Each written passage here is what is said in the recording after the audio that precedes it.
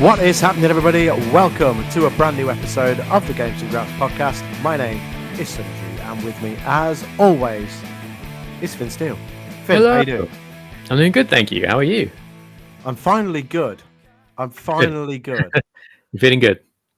Finally, yeah. So, obviously, we haven't recorded since just before Christmas, and that's my fault because I haven't been very well at all, actually.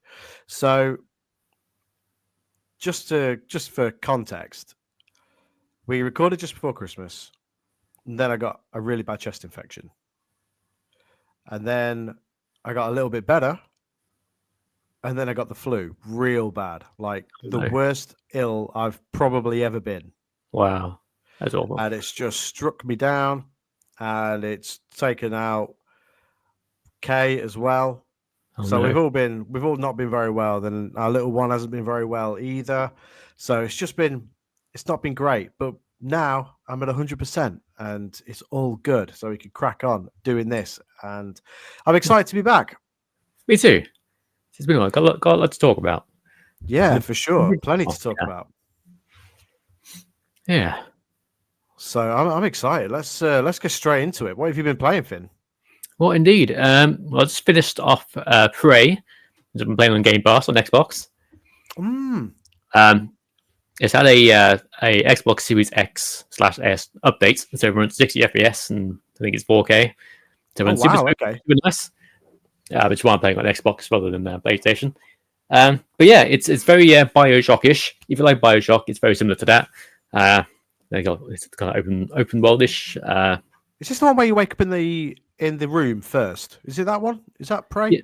Yeah, you start off in the room in this resort, or so you think, and then you go about your job, and then something happens, and then it's like, oh, everything's not as it seems, and stuff goes on, stuff happens. You get attacked by, these weird aliens that can pretend to be different things, like there might be a mug on your desk. So I'm gonna pick up the mug, and then boom, alien.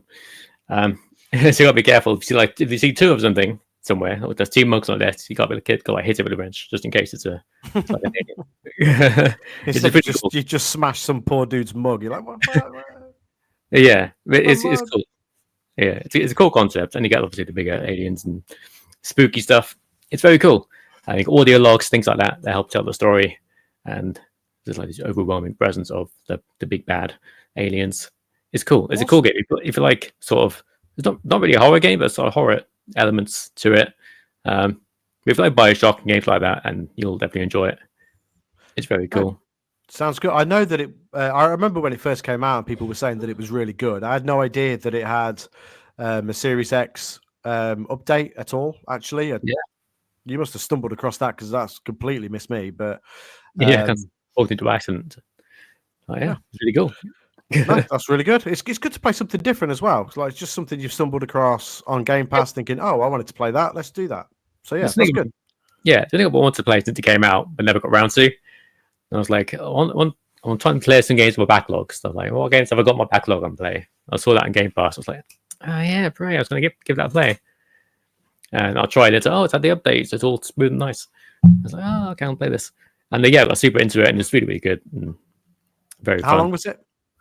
I'm trying to think. Probably around 30 hours. You could do. Wow, okay. Yeah, I was doing all the side stuff, so you can probably cut that down in half if you just want to mainline it, get the story done. Game score or? No. It's one of those games we need multiple playthroughs and you need to play it a certain way. It's like my least favorite kind of achievement guide.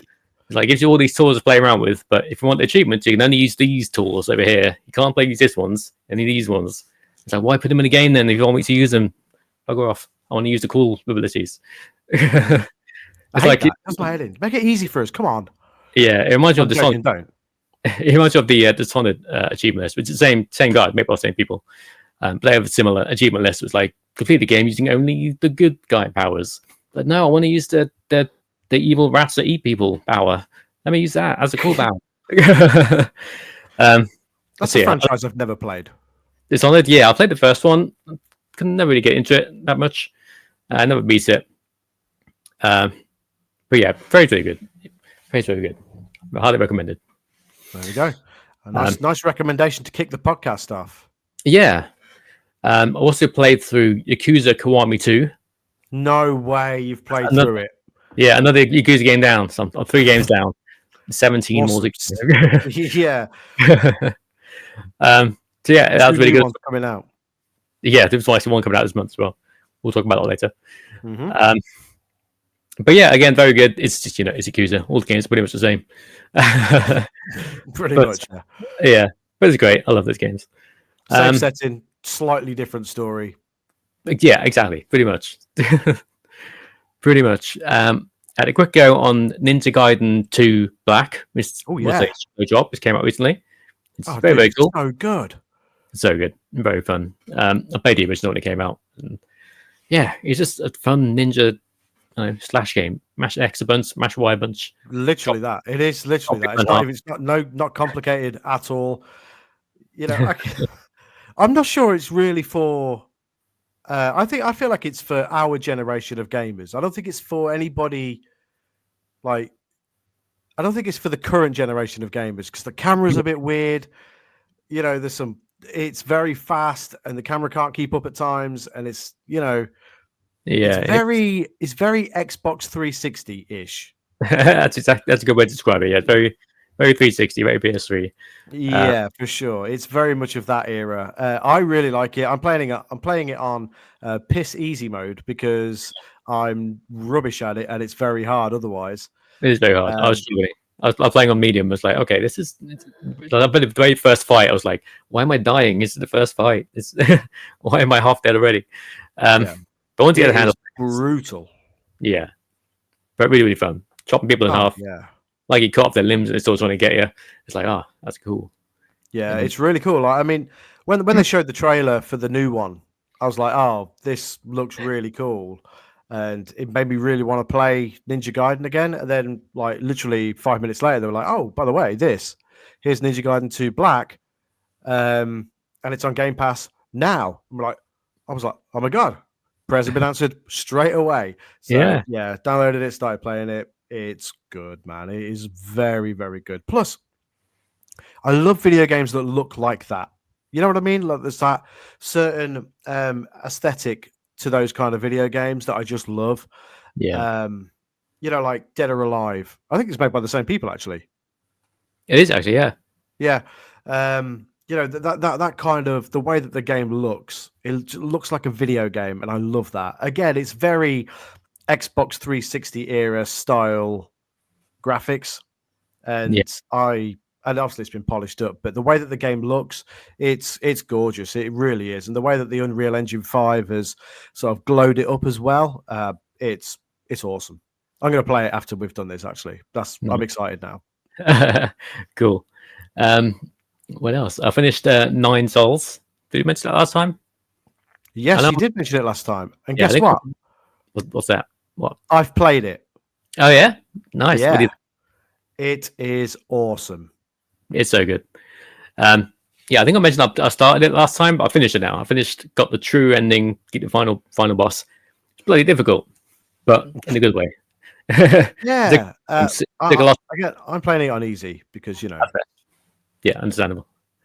But it's very much like Sekiro. It's like everything, the combat's very, very much based around parrying and timing and things like that. So you got to learn the boss fights. The more you play, the more times you attempt it, the better you get. The final boss, especially, there's like 3 different phases, and they all have different attacks. So you got memorize the first phase. I get to that just fine. You get to the second phase, it kicks your ass. It's like first phase again, second phase, no, okay. First phase, second, no, okay. First phase. So it's tiny bit of progression each time, and eventually you beat it, and it feels and it feels good. It feels great, and it's a very nice, well-made, polished game. It's very nice. It's a gorgeous game. It's also very intriguing from the start. Yeah, like the character that you play as, I think they're very intriguing, and yeah, I really like what I've played so far. I haven't played a whole heap of it. I think I got past the first boss. Cool. But I really like it. I think the combat's great. I think the animation is great, and yeah, I will carry on with it for sure. But God bless Game Pass for having that. Yeah, absolutely. When you mentioned like Metroidvania, Souls like, games, you think, oh, another one. But this one's actually, one of the best ones out there. And yeah, it's a standout one for sure. There's so many these days, and we joke about it all the time on this podcast. We do, but yeah, this is a real standout one. Yeah, very, very cool. Have you played Prince of Persia: The Lost Crown? I haven't. I have it up there, but I haven't got around to playing it. Oh, dude, you will love that. It is awesome. It is so good. Yeah, I look forward to playing it. The thing that annoys me is because it didn't sell well enough, Ubisoft just shut down the studio that made it. So it's like, no sequel for you. No more sequels. Sorry. There's so much of that going on at the minute as well. It's like there's just you just see studios and layoffs all over the place, and it's really sad. It's like, I mean, I can't believe that Prince of Persia game didn't sell well because it was received really well. Yeah, and it's a stupid thing with like Ubisoft and big businesses in general. They make this really awesome thing that people love, but if it doesn't sell a certain amount, they just fire the studio or whatever. What they should be doing is saying, oh, okay, this works, people love this, but it didn't sell well enough. Why didn't it sell well enough? Okay, fine, figure that out and make another one that's even better, and then people buy that one. But no, they're saying, oh, it didn't sell well enough, bin it, sack them off. I mean, a start would be promoting it better. Yeah, exactly. Promote your damn games. I've seen so much Assassin's Creed Shadows promotion recently. It's crazy, and I know it's not the same, and I know Assassin's Creed is a lot bigger than the Prince of Persia franchise, but there is still there are fans of Prince of Persia, and there are new fans to be won. So you need to just promote things better. It's not difficult these days. Social media is free. Yeah. Just do better. Spend more time promoting the games that are out or very close to being out instead of games that are months away. Yeah, it's crazy. But you will like that game. Definitely play it because I know that you'll really like it. Yeah, absolutely.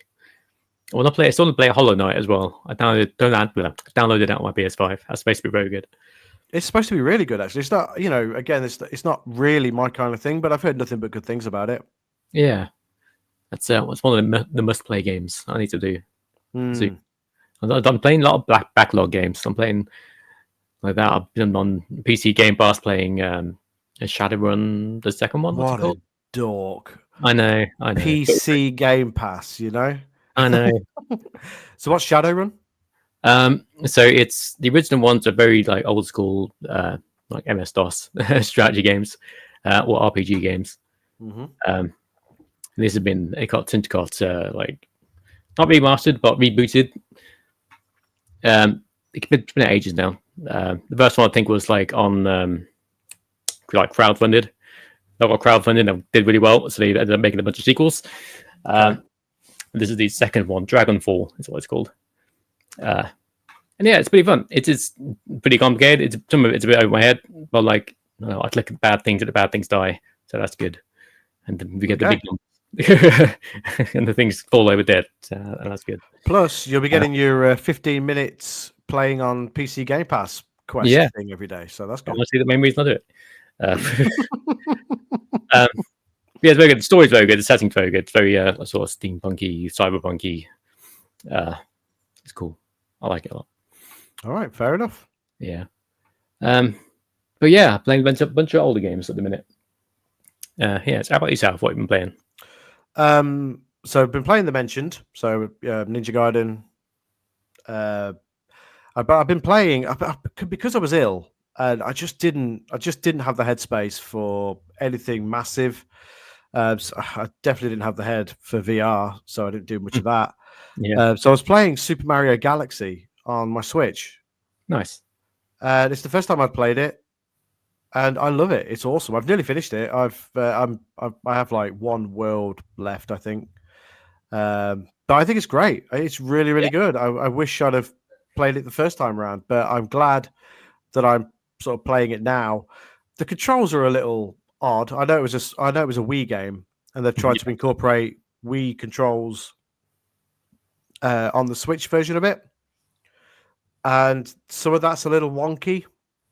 Yeah, but it's not really detracted from my overall enjoyment of the game at all. I've really liked it, and I'm going to finish that, and then Next time I get sick, I'm going to play Super Mario Sunshine.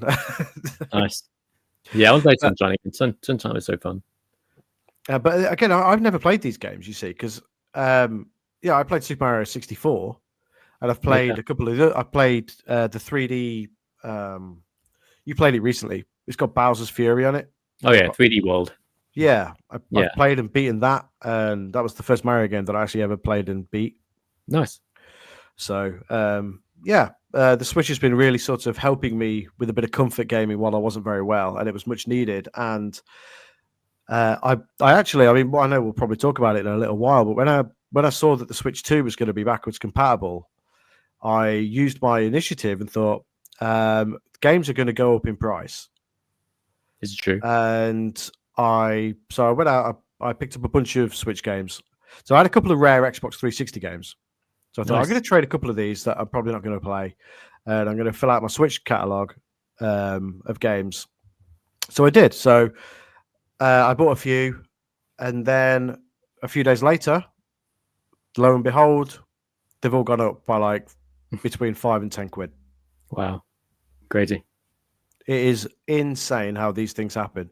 You know, as soon as the internet leaks anything, you know, shops catch a wind of it, and they're like, "Okay, right, let's be smart about this. Let's get them prices up." Yeah. So I bought one of the Pokemon games, and I got it for I can't remember what it was, £28 or something, and it's gone up to like 42. Bloody hell. Yeah, Pokemon games are crazy like that. Like even like DS games and stuff like that. That's crazy expensive. Yeah. Like, there's a couple on the 3DS. So I have a 3DS as well, and there was a couple. I'm not sure if they're the latest ones, well, the ones that were the latest ones on the 3DS, but they're still over £40, and it's like that is insane to me. Yeah, I think Pokemon X and Y were on 3DS, and then there's Pokemon Black and White and Black and White 2 on the regular DS. And I think Black and White 2 are like super expensive because they came out after the 3DS was already out, so less people bought them, so they're rarer and crazy expensive.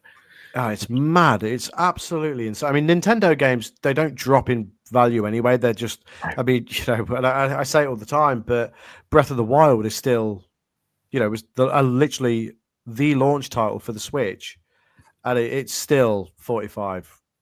Still £45 if you want a boxed copy of it, and you're never going to get sales digitally, not properly at least, on the Switch. So it's mad how much Nintendo games hold their value. It is. It's crazy. Like, yeah, as you say, look through CEX and seeing all those games. Like, how is this still like £40? That's mad. Yeah, seriously. Like the oldest game ever is still going with crazy amounts of money. Yeah. So I mean, I bought Tears of the Kingdom. I bought Astral Chain. Nice. That's a good game. Really good game. I bought Luigi's Mansion 3. Awesome. What else did I get? Super Mario Odyssey. Cool. Smash Brothers. Awesome. And a couple of other bits. But they went up in price almost straight away. And I'm glad that I was smart enough to buy them, knowing that the Switch 2 was coming and it was going to be backwards compatible. So, yeah. Some good choices there. Great games. I mean, Nintendo first-party games are unbelievable. The standard is so high. The quality levels are ridiculously high. And, like, I play Mario Kart even now, and I'm amazed at how good it looks. I know, yeah. I've played it fairly recently as well. It's like, yeah, they're playing the new tracks. I haven't played the new tracks before, so I got it with my like subscription. I was like, oh, this is so fun. You mean Nintendo Switch Online Plus expansion pack? That's the one. Yeah, I have it too because I was playing my Switch a lot. I thought, oh, you know what, I'm just gonna. It's so cheap to subscribe for a year. Yeah. So I've done that, and yeah, I'm so impressed with how good Switch games still look, and I think it's just the incredible level of detail in there that they get in. Like when we were playing Mario Party Jamboree over Christmas, like you look at it and you're like, this is a great looking game, and it's cartoony. You know what I mean? It's not realistic or anything. It's just got amazing textures, amazing animations, and it's just like it's just amazing. Like I don't know how Nintendo do it. Yeah, and it's got that Nintendo magic. That's know what they're doing for the most part. But yeah, Well, yeah, for the most part. Yeah. So yeah, Switch 2 has finally been shown off. Looks like a Switch, but a bit bigger. That's about it. That's all I know. And then the sort of like, well, now you've forced our hand to reveal it. You're gonna have to wait another 2 months before we show anything else, because we don't have anything else to show you. We've got nothing prepared apart from this. Yeah, it's already been leaked, so much to show you. But that's it. So again, you get the peak. Yeah, you can see Mario Kart running on it, and that is it. That is your lot until April. 3 seconds of Mario Kart, no more. Donkey Kong looks weird. Yeah, just about to say the same thing. But yeah, that's all we see. Yeah, but I'm excited for it. I mean, I'll definitely get one. I love the Switch. Apparently, so it's going to be the same power as the PlayStation 4 Pro. Okay, makes sense. Very Nintendo, but it makes sense. You know, it's a handheld. It's not. It can't be too powerful, can it? Well, that's it. I mean, it's fine, I guess. I mean, yeah. I've had like an Xbox 360 powered handheld for about 17 years at this point.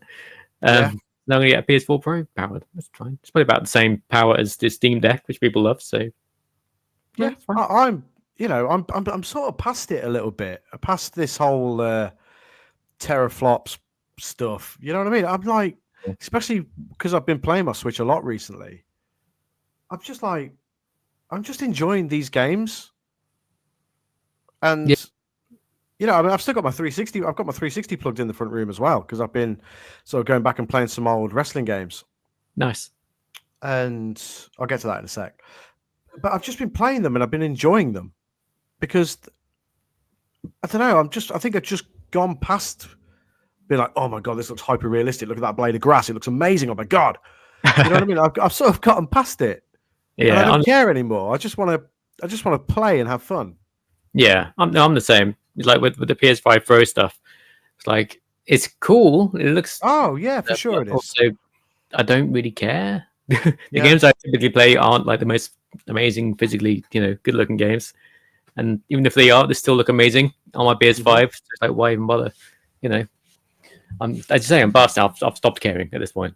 I think it means we're getting old. Like, as long as our games play good, it doesn't matter what they look like. Yeah, and I think that's where I'm at currently.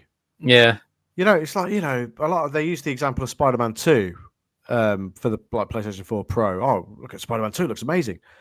I played Spider-Man 2 fairly recently, so I am going to get the platinum for it. I'm just sort of waiting to be in that right headspace for it. Yeah, and I put it on, and I was like, this is amazing. Like, this is incredible. It looks unbelievable. It's like graphically one of the best games I've ever seen. So how can it look any better? I know. Why does it need to look any better? You know what I mean? Yeah, exactly. People are into that sort of stuff, and I can't knock them for it. That's it's totally fine. But like what you like, enjoy what you enjoy, have the power, enjoy the power. Yeah. But I just don't care anymore about that sort of stuff. I just want to play and enjoy and be happy. Yeah, it's easy to see the YouTube videos with like the side by side. It's like, I guess that looks better. I guess if I squint hard enough. Yeah, but I know it's on YouTube and the compression, so it's not going to be that obvious. Yeah, sure, but still, though, it's like when they announced it and they were showing pictures, like comparison pictures. It's like, this is a pointless exercise. It looks the same. Yeah, but you can see the reflection in the window. Yeah, no, it looks the same. Okay, the very same. It may as well be the same screenshot mirrored. Because that's how much the same it looks, Yeah. You can see the reflection in them. But Spider-Man's on the building. Did you see his picture in the reflection in the... Look, it's the same, okay? Just play and fucking enjoy Spider-Man. It don't matter. It doesn't matter. It doesn't matter. Amazing how red my face looks in the camera. No way. It's warm, isn't it? It's pretty warm. Yeah. Totally. But yeah, I agree. The graphics these days, I just don't care. I've stopped caring. I don't have the FOMO that I would normally have with the PS5 Pro. Same. Yeah, I'm the same as that. I don't have that FOMO whatsoever. It's like, the thing is now, I mean, you'll be able to relate to this because, well, we're pretty much near enough the same age, but graphical leaps these days aren't what they were. Oh no, yeah, absolutely. And I saw a comparison picture the other day of like a top-down rally game, and then it going to Sega Rally on the Saturn. And Yeah, like that generational leap, and you're like, where your mind was actually blown, and it was never getting better than Sega Rally on the Saturn. But now Spider-Man on the PS4, Spider-Man on the PS5. I mean, frame rate is almost the only difference. There's no real generational leap there to make you go, oh my God, this is just almost, oh my God, I've got to, I need that powerfulness. I know what you mean. It just don't matter anymore. I just don't care anymore. That's always some of the thing with like the Final Fantasy games. Like Final Fantasy 7 to 10 was like, what, 5-6 years? And it goes from being like little blocky characters without a face. You can barely look like people, to the PS2 Final Fantasy 10, which looks like, incredible compared to that. It's like actual people, voice acting, and all this awesome looking stuff. And now these days you go from, one picture on the PS4 to another picture on the PS5. It's like they're the same. The game, they look the same. Yeah, like Final Fantasy 15, Final Fantasy 16 look the same basically. We've officially gotten old. That's where we're at right now. Yeah, we're at that point. But look, I will still continue to buy the newer consoles, still continue to enjoy the newer consoles, but I just care a little bit less about what the games look like. Especially, there's so many games that are released now that aren't graphically intense. Yeah. And they don't, because they just don't need to be. Games play great. Games can play great regardless of what they look like. And I think the way that they play is more important than the way that they look. Sure, you don't want to look at a piece of shit that looks like a potato, but does it really matter? It doesn't. But yeah. So going back to having my 360 plugged in, I was playing SmackDown vs. Raw 2007. Nice.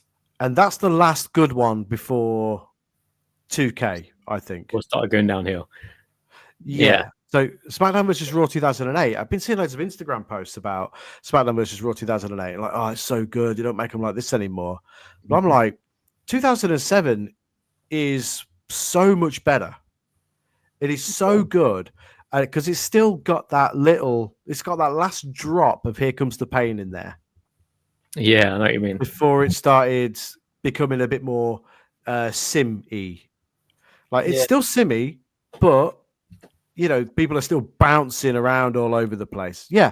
See, 2007 is so good. Like, you fall off the SmackDown fist, you're still bouncing all over the place like an idiot.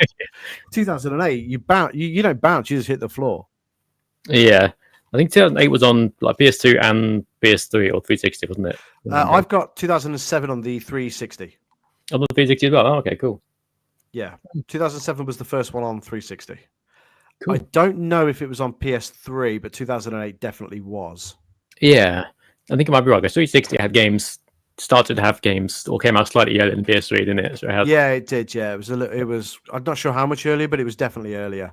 Yeah, but yeah. SmackDown vs. Raw 2007 was. It's like Pro Evolution Soccer. So PES 6 was on 360, but it wasn't on PS3. The first one on PS3 was 2008. So, SmackDown vs. Raw 2007 looks and plays so good on the Xbox 360. It rules, dude. It's so good. Awesome. And I think it was that the last one that had GM mode before the new ones. 2008 had GM mode. Oh, did? Oh, well. Okay. Yeah. 2007's got GM mode and 2008's got it, but then nothing after that, I don't think, until the new one. I see. Yeah, that's something people are asking for years and years and years. Finally got it in the newer games. Yeah. And you know what? The career mode, like the storylines in those games, unbelievable. So funny and so stupid and so wrestling. It is unreal. But yeah, I love going back and playing those kind of games because I love that era. That is probably my favorite era. That, from PS2 and 360, that felt like a real generational leap. Go from SD to HD. Yeah, and you know, I love the madness of the 360 PS3 era. Yeah. They threw all sorts of shit at the wall, and whether it stuck or not, they still kept doing it, and it was awesome. You birth games like Prototype and Infamous and stuff like that. Those games, Project Gotham Racing, there was a lot of risk taking back then with the games that were made, far more than there is now. And I love it, and I miss that. I miss that a lot. That's why I still have my 360 set up, and I love going back and playing those games. So that's something else I've been doing while I've not been very well as well. Just sort of dabbling in old 360 games and just messing around, really. Yeah, no, I agree. I've still got my PS3 set up as well. So whenever I want to play some older games, and my PS2 and a PS1. So I love my retro games. Yeah, I've got a PS2 set up in front of me. To be fair, on my work desk. Nice. I love the PS2. I like picking games up as well. I just like buying random games. I've got some real random crap, but there's so many gems on the PS2 and the 360, and I love that era of gaming. Less complicated. You just put a game in, and if it was shit, it was tough. Yeah, you can take it back. Or that's why Love Film was so good back in the day. Just rent a game, enjoy it, send it back, get into something else. It's great. Yeah, good times. Great times. But more recently, and a game that I am going to sort of crack on with is that I've started playing is Assassin's Creed Mirage. Oh yeah, cool. Just over 8 hours in, and I really like it. It's great. It's Assassin's Creed. Is it more in its older form. Yeah, that's good. That's what I like. I saw some gameplay of the new one, Shadows. It looks cool, but I'm not a fan of like enemies having levels or having no health bars above the names with numbers next to the name. It's like, no, I just want to jump at them and knife in the back. I don't have to knife in the back and then have to keep hitting them until the life bar goes down. I just want them to die. Yeah, same. And there's something really satisfying about that in the older Assassin's Creed games and in Mirage as well. Just the way that the noises are amazing for a start. Like the combat is superb and it's simple. And that's good. That's all it needs to be. Yeah, I'm sure Shadows is going to be awesome. Like, Valhalla, Odyssey, and Origins. They're all awesome. But I like the smaller Assassin's Creed games. And, it's quite refreshing to click the map button and it just be smaller and not sort of like regions on regions on regions and stuff. I'm really enjoying that. I love the character as well. So the guy who voices the main character, and I found this out the other day, he plays Dr. Robotnik's psychic in the Sonic movies. Yeah, no way. Cool. That's awesome. Yeah. So that's kind of cool. But yeah, so Assassin's Creed Mirage is my main point of focus currently. Cool. Awesome. We really went round the ringer there, didn't we, with that? We did. We went through it all. We did it all during that what have you been playing segment. No, that was good. But yeah, a lot of real mix. Older stuff, newer stuff. And yeah, a lot of moaning about graphics. Yeah. Oh, tell you what, I saw a game the other day, and I meant to pick it up, and I haven't, but I might go and pick it up maybe tomorrow. But it's an original Xbox game, and will play on my 360, but it's Outrun 2. Oh, cool. Oh, yeah, I remember that one. Ah, man, it was so good. Those Outrun games are awesome. I love arcade-style graphics. I love that. And Outrun 2 is brilliant. Also, phenomenal soundtrack. One of the best. Nice. I think Outrun 1 was in one of the Yakuza games. Probably. Yeah. Because Virtua Fighter, I think Virtua Fighter 1 or 2 is in Yakuza 2, one that's just played. Nice. Have you seen the footage of the new one? The alpha footage of the new Virtua Fighter? Yeah, looks really cool. Hey, it looks awesome. Looks really good. I love Virtua Fighter. I think Virtua Fighter 5 is amazing. That's one of the... I've got that on 360 still. Yeah, me too. I think on 360 PS3. But I love those games. Classic. Yeah, really good. Really, really good. Sega on top of the world right now. They know what they're doing. Yeah, they do. Good stuff. Cool. One thing I like about Sega as well is that simple things, like they still use the old logo. They haven't simplified the logo to some bullshit in the circle like every other company. It's still the old classic Sega logo from back in the day. Yeah. And I like that. Yeah, I like that too. It's good. I love Sega. Always have. Yeah. Good times. And Nintendo, it, man. I miss the Dreamcast so much. Oh, me too. Dreamcast 2, come on. Where's my Dreamcast Mini? Yeah, just a Dreamcast Mini with them arcade games on it, you know? Yeah. Come on. Yeah, put obscure shit on there, like Confidential Mission. It's a great game. Yeah, you know? Awesome. just stuff like that. Yeah, Hydro Thunder, that's a great game. I have that, actually. Oh, Hydro Thunder. That is so good. Oh, my God.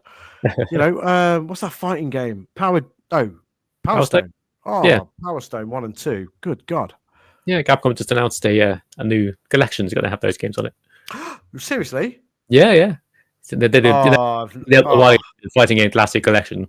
They're doing a new classic game collection too, with even more games on it. And it's got Power Stone 1 and 2 on them. It does, yeah. Oh yeah. Now this is that where we are. That is we are now talking. Okay? Yeah. That Capcom is the getting it. Capcom, you know, all the old fighting games people have been asking for. Boom, they're blooming out. They've got all the Marvel vs. Capcom games. They've got Power Stone now. They've got all the old Street Fighters and everything else. Dude, I am now so excited about that because Power Stone is absolutely awesome. And yeah, that's my most anticipated game of the year now. Is it coming this year? I think so. They tend to throw these things out so quick. Yeah, Capcom are great for like these like retro collections. They're good at like conserving these old games because they've got loads of collections out now. And they're all really good. There's tons of collections because I remember they did because they were just bringing random collections out. There's a couple of Castlevania ones, right? Yeah, that's Konami. But yeah, Konami, sorry, yeah, of course. They've got loads of Mega collections, Mega Man, yeah, Mega Man Battle Network, Street Fighter collections, Marvel vs. Capcom collections. There's loads of like you got the Capcom arcade thing as well, haven't you? Like it's called like Capcom Arcade Cabinet or something, and you can buy games. Just keep buying games to add to it. Yeah, that's right. Yeah, Konami are good at that. In fairness to them as well. Yeah, because they did bring some. They have brought some really good collections out. Because I think they brought Contra. They brought a Contra collection. Also the Metal Gear Solid one, which is cool. And there'll be another one of them as well. Come on, Castlevania, yeah. Was it the Phoenix Wright games by Capcom? They're everywhere at the minute. So yeah, they get great stuff. And anything that conserves like retro older games, I'm all about. Yeah, me too. I'm also big into picking up physical media at the minute as well. Yes, same. It's great stuff. There's just something about it. Yeah, it's good to have games in your hand that you can hold and keep and say, this is my game that I own. You got to have it back. Capcom. Oh, not Capcom. Ubisoft. Or anyone. Yeah. Who was it recently that just took a bunch of games away from people? They shut down the server. And people can't play the game anymore. I think it might be Ubisoft. Was it like The Crew or something? I'm not sure. What the Crew is a Ubisoft. It's a Ubisoft game. Yeah, I think it's the first one that took it down and now you can't play it anymore. Oh wow! Come on, completely. You just can't play it at all. I think so. Yeah. Wow, that's crazy. Sucks. Yeah, that really sucks. It's like if we talk again. This is another thing we talk about a lot on this podcast. But have you seen the Multiverses is going? Yeah, that's crazy. Like that, they really botched that. It's like when it first came the beta, people loved it. People were crazy for it. I loved it. I'm not even into these kind of games usually, but I was playing it loads. And then they took it away, and then for ages, nothing of it. So long. They should have just kept it going. Yeah, and then it kind of came back out of nowhere. But I feel they didn't announce it. It just kind of came back, and like, okay, you can play it again now. And no one played it because like, well, maybe this thing came out months ago, and everyone forgot about. Now I'm good. I'm playing something else now. Yeah, on to the new thing. they messed it up so bad by taking it away. Yeah, it's crazy. And I really liked it as well. I thought it was great. And then they just took it away, and it was gone for ages. And it's like, no, it's back, and I don't care anymore. Yeah, exactly. And apparently it was worse as well when they brought it back. I did play it, and yes, it is worse. Yeah, like the speed of the game's been slow downloads for some reason. It's like, why change it? It was already good. People liked it. You didn't need to do anything. Just leave it. Yeah. Mad. Unbelievable. Another one bites the dust. Yeah. Mad. Yeah. Yeah. I don't even know where we are anymore with this podcast. We're just sort of, this is all over the place today. You can tell we haven't recorded in absolutely ages because we're just sort of tangent, just all over the place. Just yeah, we're catching up. It's been a while. Yeah, it's been a little while. Let's talk about some gaming news right now. Been a busy little time. Of course, there's an annoying little thing here. It says EA, Dragon Age: The Veilguard that came up recently. Yes. Yeah. Good game. People who actually play it are saying it's very good, which is good. Apparently, it didn't sell very well. Unfortunately, it didn't meet targets. And there's a thing on here that says EA CEO claims Dragon Age: The Veilguard failed due to lack of live service elements. No, EA, no. That's not the reason, dude. That's not the reason. How can it be this out of touch? The thing is, all they see is pound signs. It's mad. It's like they watched Concord fail, and all these other live service games completely fail. It's like, I know we should have put live service things in our game. People loved it. It's like, no, people hate this stuff. At this point, they're just feeding the two of us to just hammer the live service thing. I mean, Sony have cancelled a bunch of stuff again recently. Yeah. And that's resources that could have been put into stuff that people actually want to play. But yeah. I've read nothing but good things about Dragon Age: The Veilguard. I've heard it's supposed to be really good. Yeah. I'm not going to play it because it's not my kind of thing, but I've heard it's really good. Yeah, I've got it. I'm going to play it at some point, probably. Yeah, but probably. Yeah. Is it BioWare that? Yeah, BioWare. Yeah. Mass Effect guys. Yeah.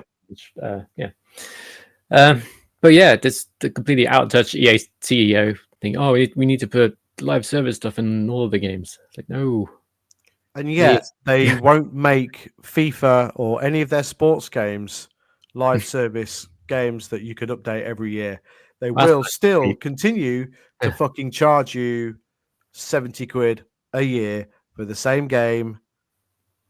That's because people buy it. That's the problem. It is. But that's just it, isn't it? But there's no live service elements there. Yeah. People play Ultimate Team. I play Ultimate Team. But as soon as the new one comes out, that Ultimate Team is gone and you have to start again. Yeah. The same with the 2K stuff. Like, Exactly, yeah. Stuff is like, what's even the point? Yeah. It's, that is bullshit, that live service statement. It's so stupid. Yeah. It's everyone in the comments is just like, yeah, no. You idiot. How? I don't understand. You own the video game company and you don't understand. You can't video games, yeah. You don't understand your consumers or anything. It's crazy to me. But it didn't sell well because there's so many games every month. I mean, we'll see this shortly when we do the games of the month. How many games are coming out all the time. So your game has to be very, very special to sell, to hit the whatever lofty targets that you're setting for these games. Yeah, it's mad. That's the problem. They're setting the targets so high that it's almost impossible to meet them. It's like, well, no wonder all these games the room. Yeah, it's like spend less money on them, make smaller, single player games, and it'll do fine. Look at something like Yakuza, right? Like a Dragon. They're very small games. They use the same maps most of the time, and the combat's usually the same kind of thing. That's a few tweaks here, but the story's different. But essentially, it's the same kind of game, and they sell loads. It's it's still going now. Obviously, there's like a new one coming out this month. Yeah, people love them. Yeah, people keep coming back for more. Stop. I know you've got to make money. I get it, but there has to be an element of being realistic there as well. Because look at the kind of climate that we're in. Not everyone can buy all of the games. Yeah, you don't need to spend hundreds of millions of dollars to make a good game. No, you don't. So I mean, we know that EA are unbelievably out of touch anyway. They don't give two shits about games like that. They want to make their money off their sports games. Anything else is a bonus. We look at Anthem. That was live service. Guess what happened to that? Died very quickly. Very quickly. There'll be others that EA have had their name attached to, but that's the big one. Yeah. Absolutely. And it was good as well. It was decent. The flying was good. The combat was good enough. Yeah, it had potential for sure. It's just like they got halfway through making it and gave up. It's, Mm-hmm. it's like they made this cool idea for a game and they didn't put anything in it. It's like, yeah, this is cool, but give us stuff to do. yeah, Yeah, crazy, but mad. What else we got here? Oh yeah, Forza Horizon 5 coming to PlayStation. What? Well. Well. Now this is it's very interesting, all this sort of stuff, because I've seen nothing but meltdowns from Xbox gamers over the last sort of since whenever it was announced last week. And Microsoft, going multi-platform with pretty much all of their IPs going forward is what if what you read is to be believed. So apparently there's a Gears of War remastered collection coming of the first 3. Cool. To PlayStation. Halo is going to come to PlayStation and Switch 2, the Master Chief Collection. Wow. I mean, what do you think to all of this? I mean, I think it's a good thing that everyone who has a PlayStation can play these good games. Yeah. Honestly, problem with it, people are saying, "Oh, Xbox is dying. This is Xbox. It's going downhill." It's like, it's fine. They're going to make money from these games, and they seem to be going away from focusing on consoles, like making a new console. It's saying the new advertising campaign is like, "This is an Xbox, and it's a phone. That this is an Xbox, a computer. This is an Xbox, and it's a smart fridge." This is an Xbox. It's a calculator that says boobs on it. Yeah, but they seem to be getting away from consoles and focusing more on software and like Game Pass and like cloud gaming. I think that's where Xbox will be going in the future. I think the next generation is going to be more focused on cloud gaming and stuff like that, more on software. But what's good to see is Xbox actually putting a big focus on games at this point. Yeah, because they've churned out a lot of exclusives, and some of them are a lot of them are crap. You know what I mean? Like Crackdown 3, just literally the first one that came to my head is not great. There are others. There are so many. Jesus Christ, there are so many. But Forza Horizon is a 10 out of 10 game. Yeah, absolutely. Yeah, Gears of War is a 10 out of 10 franchise. Halo is very hit and miss, but the Master Chief Collection is very, very good. Yeah, and Halo is Halo. So it's very popular anyway. It's an Xbox flagship. It's a staple of Xbox. Yeah, but I think we're living in a time where it's just smart business for your games to be everywhere. Because if you're not shifting a shitload of consoles, which Xbox aren't doing, you're reaching an entire new player base and a huge, huge install base on PlayStation 5.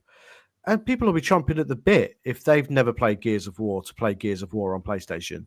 Yeah. Or, there'll be a whole, raft of racing game players who have only really played on PlayStation. And they're going to get to play one of the best racing game franchises of all time. So there's a lot of positives to take. And Microsoft are the Xbox ecosystem isn't going to die. There's still going to be Xbox consoles. Yeah. But this, them having these games on multi-platforms will keep Game Pass going for those players. They're going to make the money. Indiana Jones is going to make a shitload of money on PlayStation. Oh, yeah. Big time. So much money. So's Forza. So are all the other games that I mentioned. I would imagine Avowed, which is coming out this month, will eventually see the light of day on PlayStation. Starfield will see the light of day on PlayStation before the year's out. I'm certain of it. And all of these games, Call of Duty must make a shitload of money for Microsoft, by the way, already. Oh, yeah, I'm sure. Jesus. So that would have sold insane on PlayStation, as it always does every year. Yeah. So Microsoft making this money is going to keep Game Pass going, and it's going to keep the games coming to Game Pass. But you'll still have an Xbox console to play them on. It's just smart business from Microsoft, in my opinion. Will we see games from PlayStation go the other way? No. Probably not. No, well, you'll never see Horizon or, as in Zero Dawn or Forbidden West. Yeah. You'll never see those games or The Last of Us or Spider-Man. You'll never see them on Xbox consoles. It just won't happen. No. But for Microsoft, it's just smart business from them. And Yeah, if you're a PlayStation player, you should be excited about it. But also, if you're an Xbox player, it's not the end of the Microsoft ecosystem. It just means that you'll be able to continue playing on a Microsoft console with Game Pass becoming more sustainable for Microsoft because they're making more money off the games that they're going to be selling on multi-platform. Yeah. Really as simple as that. I don't think it's any reason to have any sort of meltdown. Xbox isn't dying or anything like that. If anything, they're just gonna.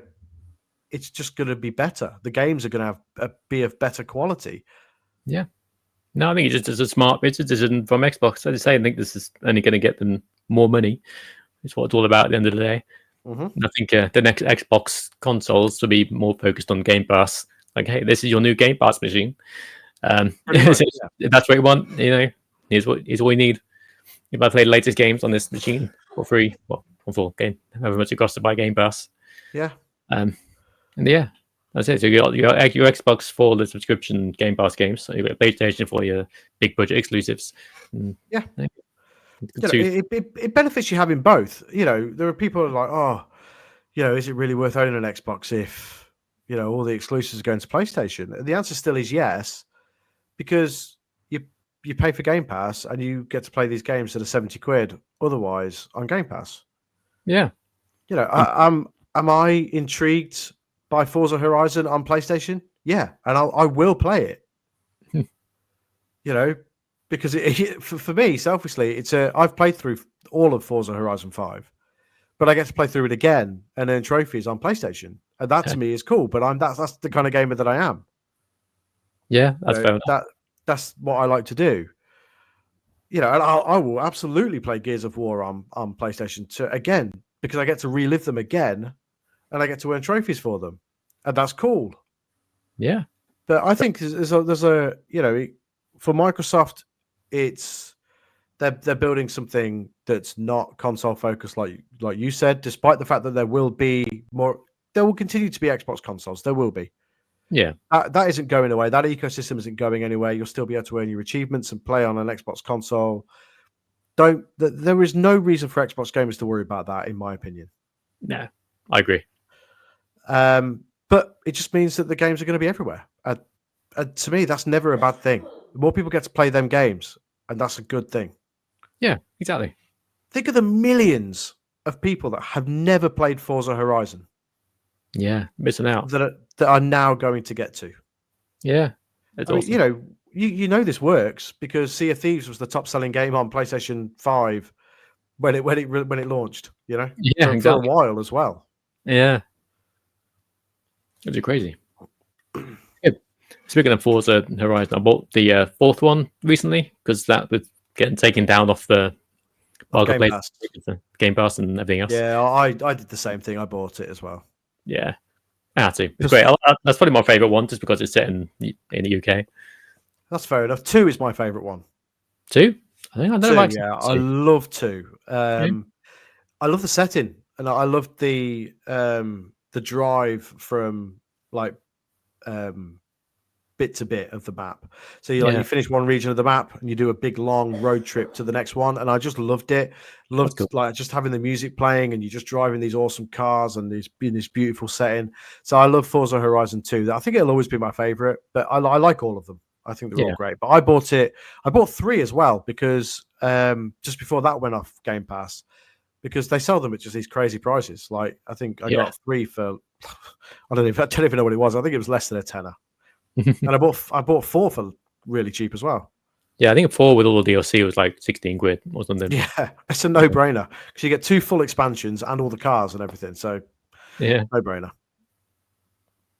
But yeah, that's Forza. So yeah, look forward to that. PlayStation gamers, well worth your money. Oh, and if you're one of these people who like will turn their nose up at it because it's a Microsoft game, don't, because Forza Horizon is fucking amazing. Yeah. Don't be that guy. Don't be silly. Don't. Just play the fucking game, all right? Yeah. That's coming from me. He's not typically a racing game fan. Forza's. Oh, yeah. You like it, don't you? Yeah, because I remember before you were like, oh, too much driving. Which one was that? 3? I can't remember. 3 or 4, yeah. But then you warmed to it, and now, it's awesome. Yeah, I was just being a dick when I said that. I wasn't. I wasn't being super serious. Well, you're not. But yeah, something to the news now. No, I think we've gone through the main things. Ninja Gaiden, the new one, made by Platinum Games, which is awesome. Kingdom Hearts 4 is still a game that might exist. Who knows? I don't know why they announced games so early. It's like, so this awesome looking trailer and then nothing for years. So why even show it? What do you do? Just turn back up randomly. Yeah. Hey, remember this? No. Yeah, okay, I think that's about everything, all the biggest things news-wise recently. Let's go through the games of the month, shall we? Let's do that. Apparently, there's going to be a PlayStation State of Play next week. It's not. I don't think it's been officially announced, but apparently there is. I have no idea what they're going to show, but it'll be overhyped, and yeah, everyone will be disappointed and have something to complain about, despite it being probably good. Yeah, it'll be good, so everyone will complain because Half-Life 3 wasn't there or something. Yeah. The last Xbox show was really good, though. By the way, it was actually, yeah, very good. Yeah, South of Midnight looks unbelievable. Yeah, my God, it looks good. Awesome. Lots to look forward to. Right, so coming out yesterday was Kingdom Come Deliverance 2. There's a lot of positive reviews. Yeah, it sold 1 million copies in a day. Yeah, crazy. That is insane. Mental. Hey guys, guess what? Games can sell. Yeah, look, no online garbage live service stuff. It's just a big open world where with swords and medieval stuff and horses. That's all you need. No live service bollocks. The best marketing campaign of all time, right there for Kingdom Come Deliverance 2. It's got swords and horses. That's what I'm saying. You don't need your live service skins. You don't need to pay extra for. You don't need any loot boxes to get like a pink horse or anything. Just you just stab stuff, walk around. There you go. Yeah, that's it. Stab stuff and kiss NPCs and do whatever you fucking want.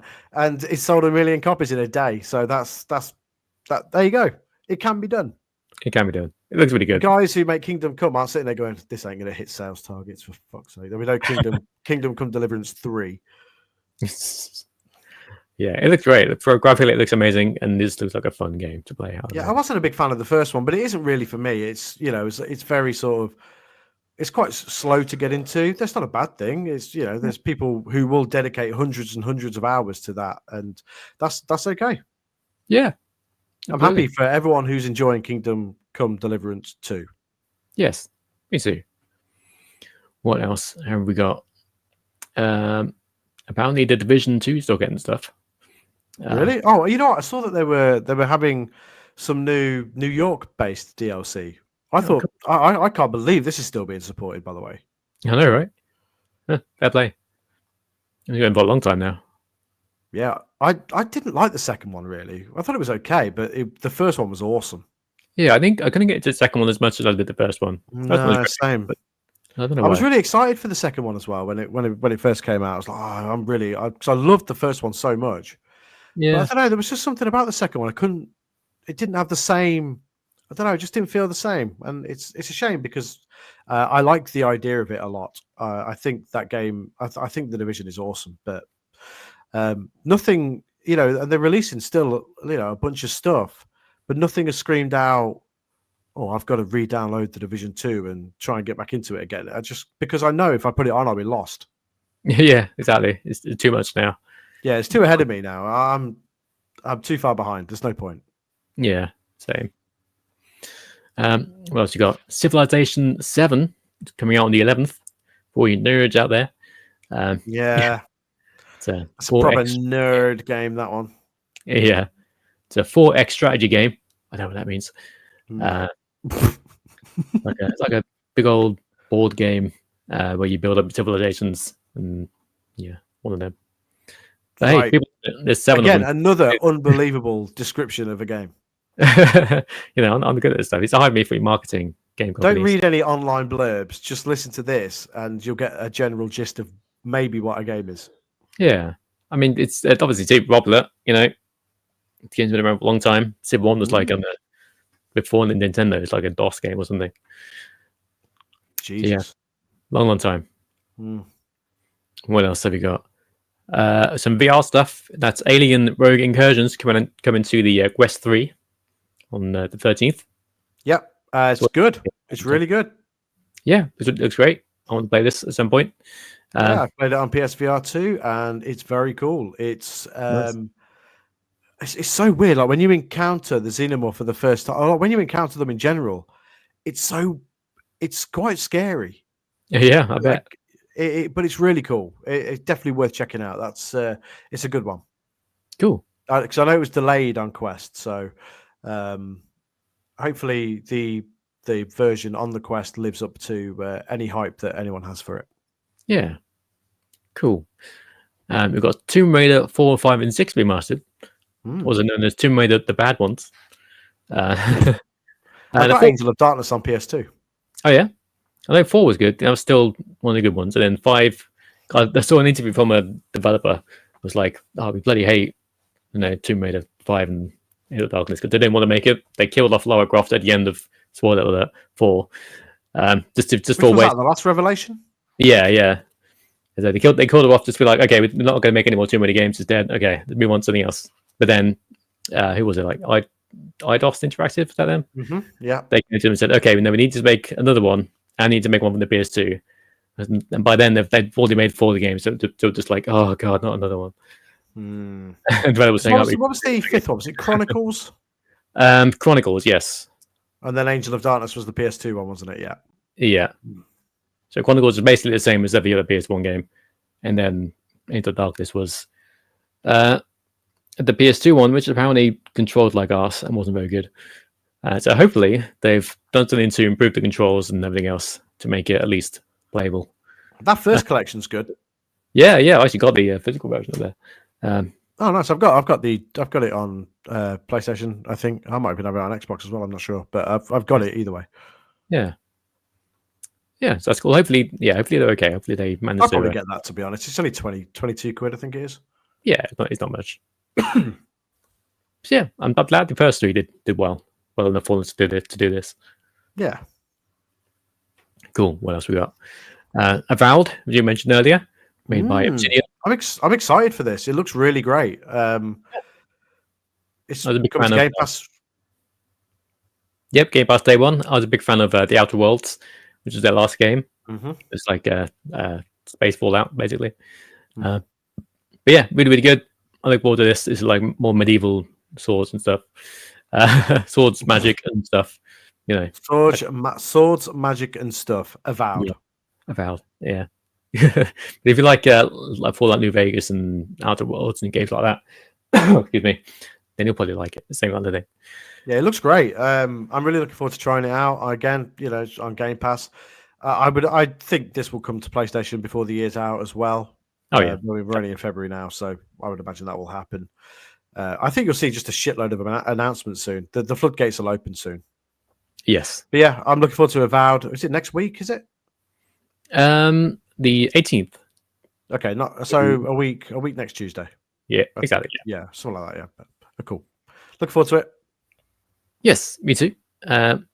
We've got Like a Dragon, Pirate Yakuza in Hawaii. It's full title. It looks amazing. It looks incredible. It looks insane. It looks like the stupidest game of all time. Yeah, this is how you do a pirate game, Ubisoft's. Throw Skull and Bones in the bin. You don't need. No one's playing that. We don't want that anymore. Just. Yeah, but it's live service, so. Oh yeah, that's true. Yeah, making money. Quadruple A game. But yeah, this looks completely insane. It's Yakuza. It stars Majima from the main games, and he's just woken up on a desert island. He's a pirate now. Yeah, it's just insane. It's got Samoa Joe in it, and Samoa Joe's cool. Yeah. It looks awesome. It looks so good. Like it's just one of them. I think you could probably not be a big Yakuza player, but still pick this up and enjoy it and play it. Oh yeah. I don't think you need to know anything about Yakuza to play this. It's just a wacky, fun game. Yeah, it looks really great, and it's definitely one that I will take a look at some point. Probably not straight away, but when it hits sales, because these games always hit sales. But I will definitely look at it at some point for sure. Cool. Me too. Yeah, I did actually see something about Skull and Bones just now. I went past it. Let's have a look. Yeah, here we go. The Legend of Nian, some event for Skull and Bones. So I guess it's still people, going? yeah, it's still going. Apparently, there are enough people playing to make an event for it. I'm sure all 7 of those people will be pleased. I haven't played it in so long. I actually like what I played, but it didn't suck me in enough for me to be like, I'm going to play this until they start doing events. Yeah, the problem is it's fun. The first bit's fun, but it's just the same thing again and again and again and again. It didn't actually change at any point, so it just gets really old really fast. Yeah, and it's a shame because I like the idea of it, but Sea of Thieves is still better. So yeah, that's the thing. Other games do it better, so why bother with Skull and Bones? Because we've got to make live service games, Finn. That's true. Not enough of them. If you want to make a live service game, you need to look at what Japan are doing. Put waifus in it. Lots of Japanese anime characters. That's all you need. That's how you do it. That's how you make money. Yep, that's how you make a shitload of money, and they just like keep making these games, and they know something that we don't. Yeah, make loot boxes. Put the women in the boxes, the anime women, and then open the box. Hey, you get more anime women. Yay! More players these. Yeah, you get the idea.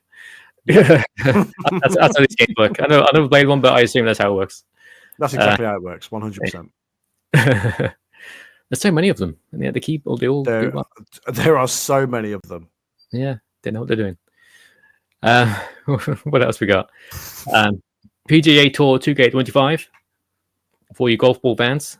Well, that was literally announced like 3 weeks ago, and it's just coming out. Yeah. So yeah, it's coming out on the end of the month. Yeah, I'm sure that'll be fine. I think 2K are actually doing a very good job with their golf games. The last one is really good. Awesome. So that's that. And Monster Hunter Wilds, another new Monster Hunter games. People are excited for this month as well. Jesus, it is. Yeah, same day as PGA. Oof, tough competition. It is. Yeah. But yeah, it looks like Monster Hunter.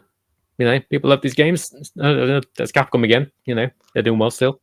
I'm telling you right now that PGA will sell more. Probably, yeah. Unfortunately. Yeah. People love them sports. They certainly do. They certainly do. Like, I would more likely buy PGA than Monster Hunter Wilds. That's fair. But I'm one of those idiots. So, but Monster Hunter Wilds, it looks really good. I feel like there's so many of these games now.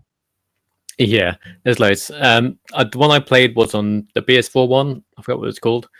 Monster Hunter World? I think so. Something like that. I couldn't get into it. It felt a bit weird. Got very clunky. Did you play the last one? No. The only one I played was on the PS4. And I thought, okay, this is for me. The last one is really good. And it's on PlayStation Plus at the minute. PlayStation Plus, like the catalogue of games. It's on there, I think. And that's really good. It's more accessible for idiots like us than Monster Hunter World was, because Monster Hunter World was gigantic and overwhelming, and it wasn't very introductory. It wasn't very introductory player friendly. Whereas the one before the one that's coming out, I can't remember what it's called. Monster Hunter Rise. Oh, Rise, yeah, that's the last one. Yeah, that is. It's a bit more linear. A bit more friendly to play. So if you want a starting point for Monster Hunter, I would suggest it's probably that. Cool. But yeah, I see lots of excitement for Monster Hunter right now. So people love this, no doubt. Yep, film's terrible. Yep, film is apparently terrible. Yeah, I've seen it. It's bollocks. Oh dear. Is it as bad as Borderlands? I haven't seen Borderlands. I will see Borderlands at some point, but it's supposed to be terrible. But Monster Hunter was pretty crap, to be honest. That's a shame. What else we got? I think that's it for the biggest games. Let's see what other rubbish we can find. Yeah, let's see what crap's coming out. Okay, here's a visual novel. Him, The Smile and Bloom. Sorry? Him, The Smile and Bloom. Yeah. That's what it says. Step into a world of romance and flowers in this refreshingly mature otome.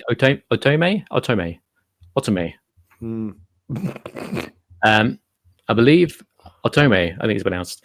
I believe it is a visual novel geared more towards women. So it's like it's basically the opposite of what you would expect. So it's like instead of instead of boobs, it's dicks. Basically. But yeah, it's just trying to get they date anime women, you're dating anime men. That seems to be the only difference. But okay, that's that. Good. Yeah. If you're into your otome games, that's for you. Spent so much time trying to pronounce that word. Otome. That's what I'm going to call this podcast this week, and hopefully people will just flood to it. Otome. What else? We'll pick one more. There's got to be another rubbish one in there somewhere. 100% there will be. Some of them look rubbish, and I look closer and like, oh, okay, no, that's an actual game people play.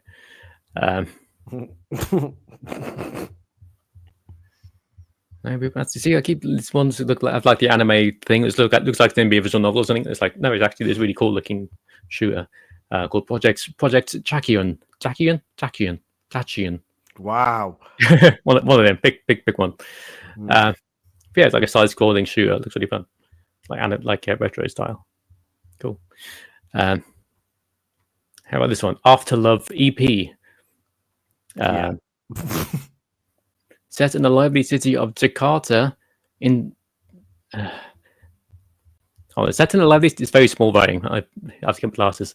Set in the lively city of Jakarta, Indonesia's capital. After Love EP blends visual novel. There it is. Oh, narrative, adventure, and rhythm game elements. Oh, okay. Oh, one back at the end there. This unique experience comes from the creator of Coffee Talk and What Comes After. Coffee Talk was pretty good, actually. I played that briefly. Yeah, I've heard it was good, actually. Yeah. Yeah. Okay. So this isn't. Maybe we'll take that one out of the crap bin. Yeah, it looks all right, actually. I'll take it back. After Love EP. Yeah. Okay. Awful name though. Jesus. You win this round. After Love. Yeah. Yeah. The title's not great. Shinjuku. I'm doing it on purpose now.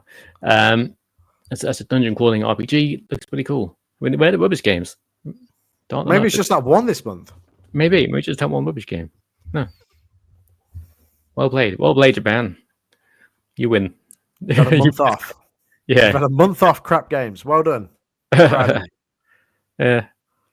So yeah, him, the smile, and Bloom is the only one. Awful name. Jesus. Terrible name. I'm sure it makes sense in Japan. Oh, I'm sure it does, yeah. But that's the problem. You translate these games into English, it just make no sense.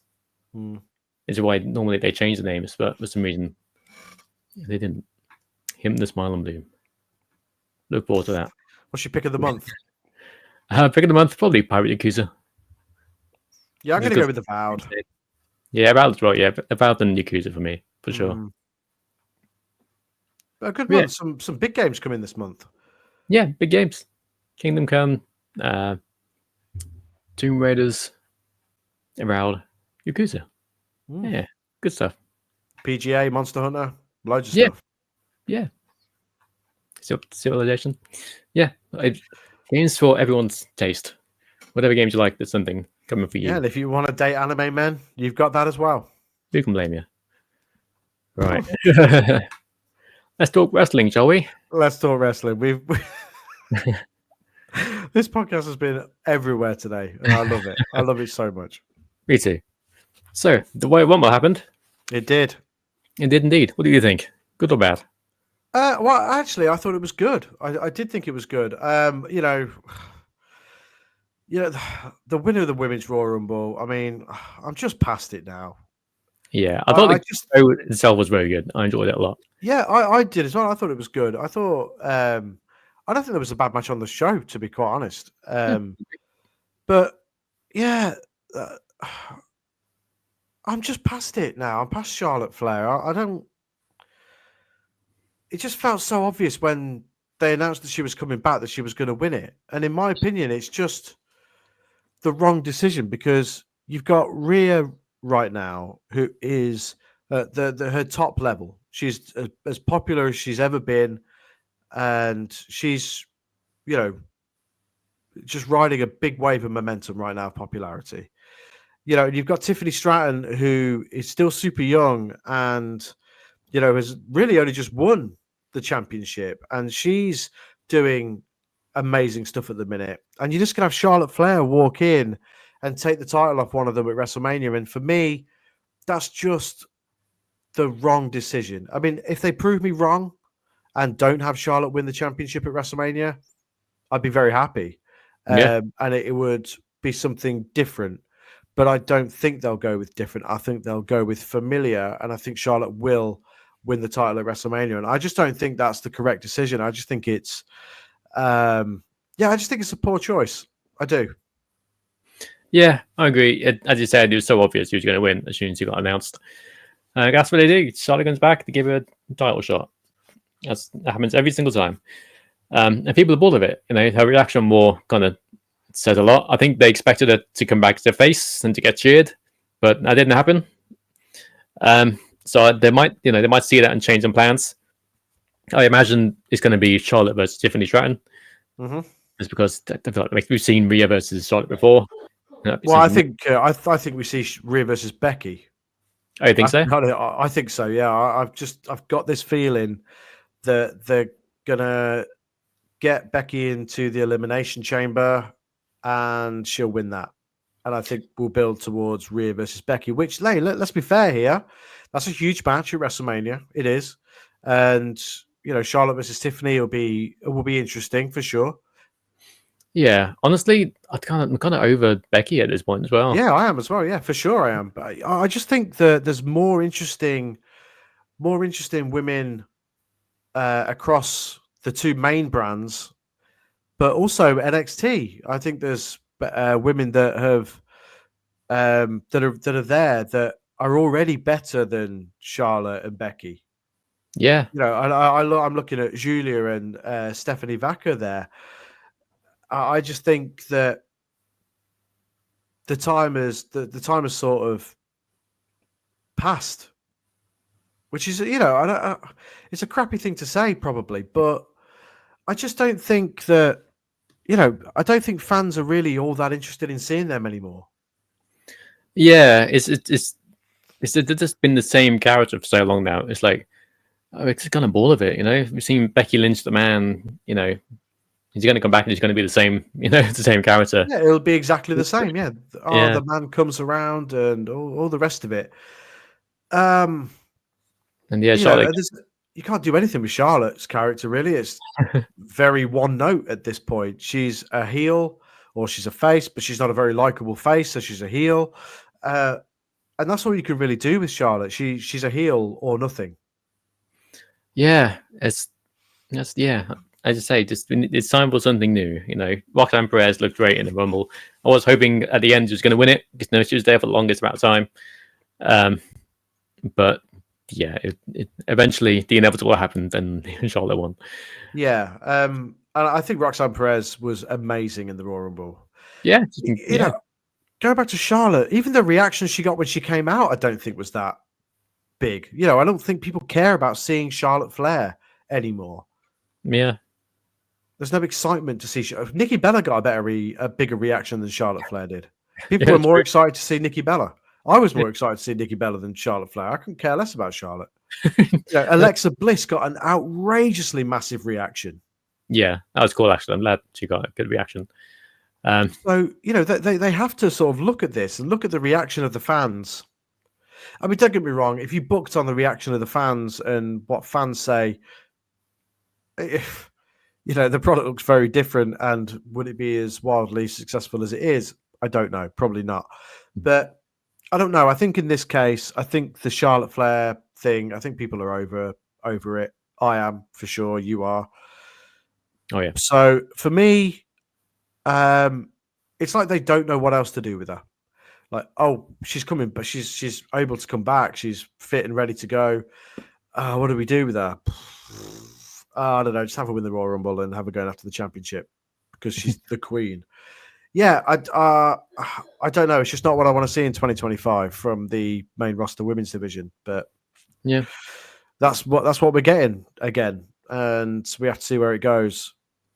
And I'm always a big sort of, fan of see where it goes, because you never know, because something amazing could happen. But in this instance, I just don't think it will. And yeah, I don't think anybody wants to see it. That's just my opinion. But yeah, I agree.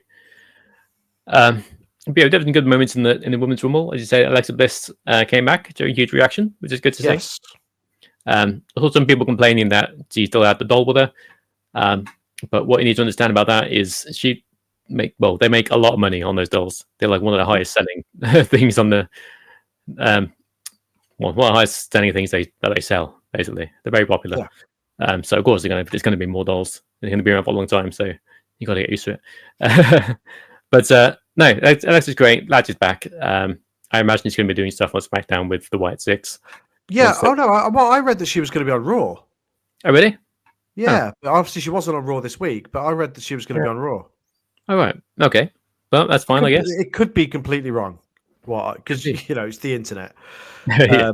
Like Michael Cole alluded to when Alexa came out, Alexa Bliss wasn't coming back. Yeah, exactly. They were so far apart on a deal that she was never coming back. So, and then she turned up. Yeah, fair play. But yeah, I just assumed she'd be on SmackDown because she wasn't on Raw and the Wyatt's on SmackDown. But yeah, it could go either way. Mm-hmm. Yeah, she could very well turn up on SmackDown this week. Yeah, I like the drag Jay out on the Fiends for Life. Yeah, it's cool.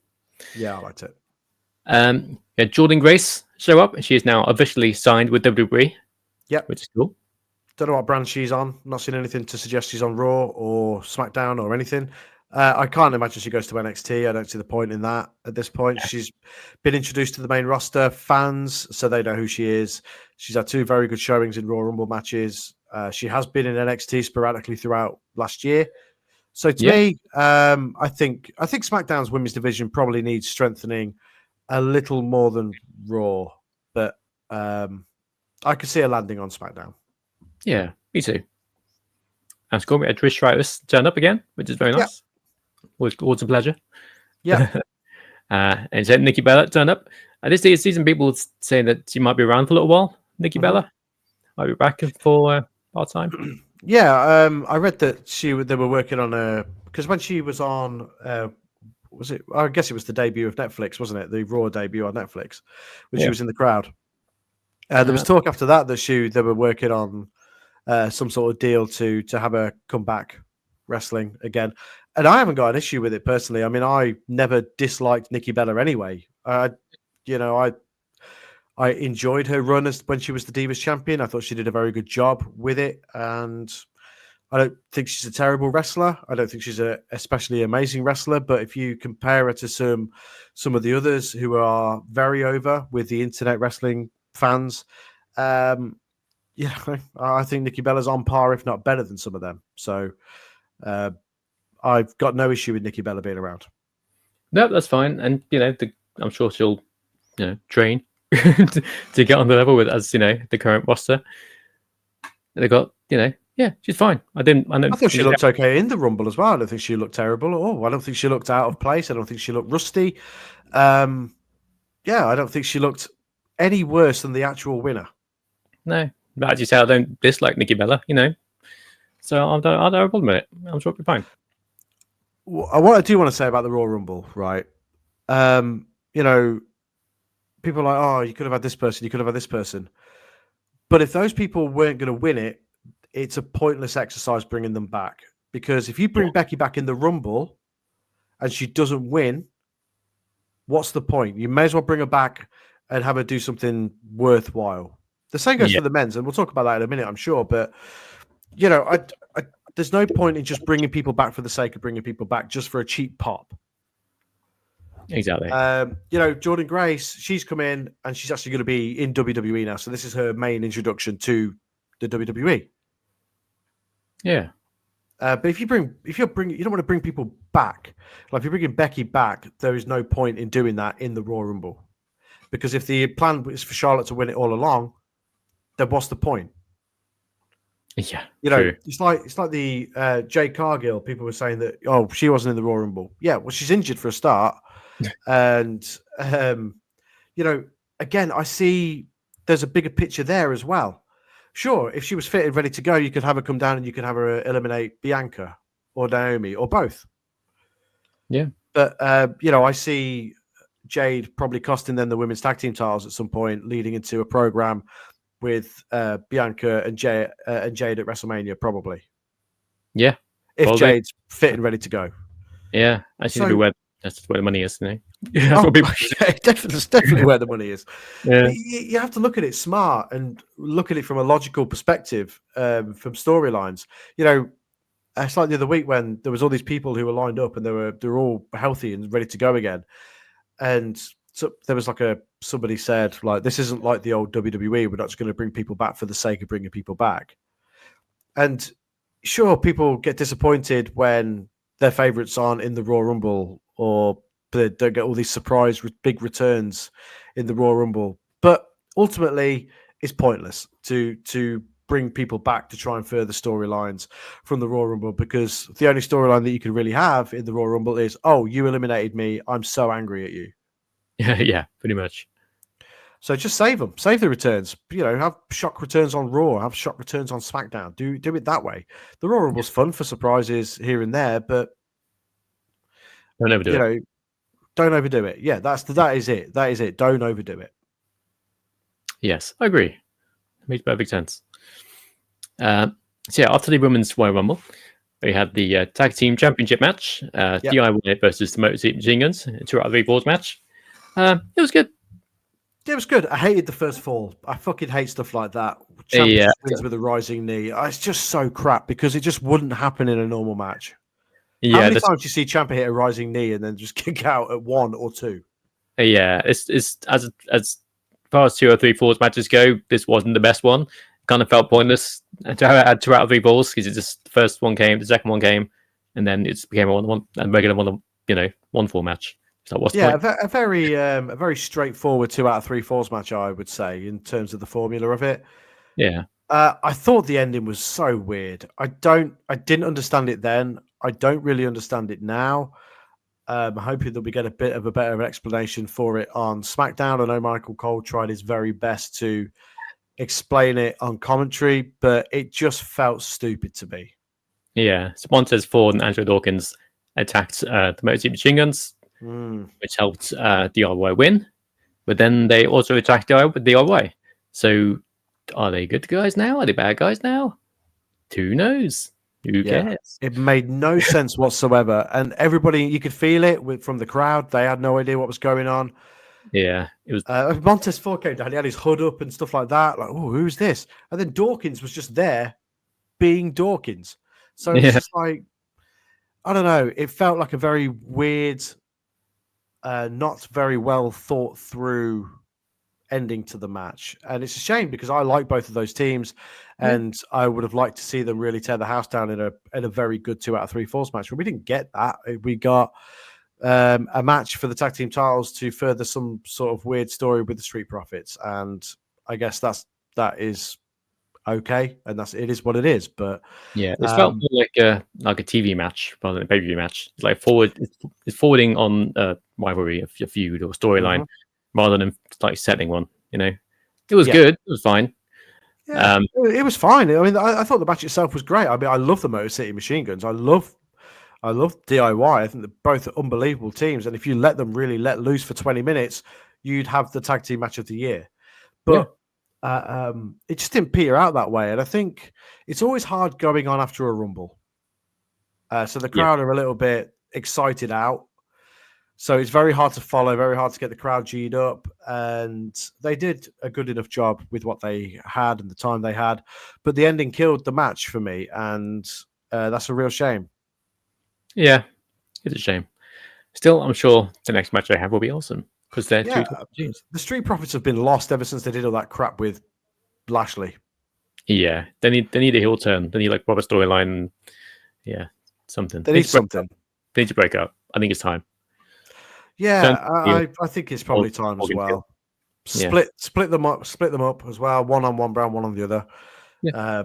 But yeah, it was a shame that the match ended that way. Yes, agreed. Then we had the WWE Championship match, ladder match. Kevin Owens died. Rest in peace. He did. Yeah, the final Alabama slam on the ladder looked brutal. Right in there. Yeah, Kevin Owens takes some seriously gnarly like bumps on ladders. I don't know how his body's just not completely shut down. Yeah, he took the backdrop onto the side of the ladder as well. Jesus, I mean, it made my back hurt, and I have a bad back anyway. But that made my back like, slow down in like Mortal Kombat fashion, like where it like, yeah, it zooms in on the thing. Yeah, it was a great match. I enjoyed it a lot. Yes, me too. I did think Sami Zayn's appearance was kind of pointless because he kind of turned up and then didn't do anything. Yeah, I think we're heading towards Sami versus Kevin Owens at WrestleMania. Yeah, we'll talk more about what happened in War in a minute. But that definitely seems to be where we're going with it.